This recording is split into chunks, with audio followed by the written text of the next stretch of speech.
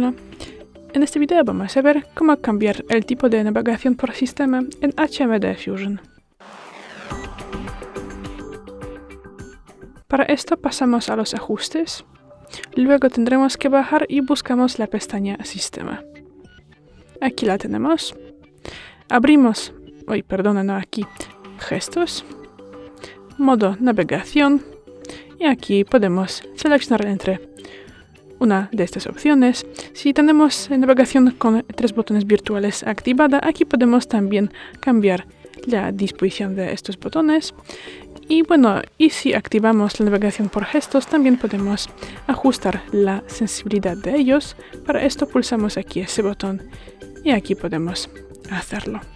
Y ya es todo. Gracias por ver el vídeo, déjanos un like y suscríbenos. Hasta luego.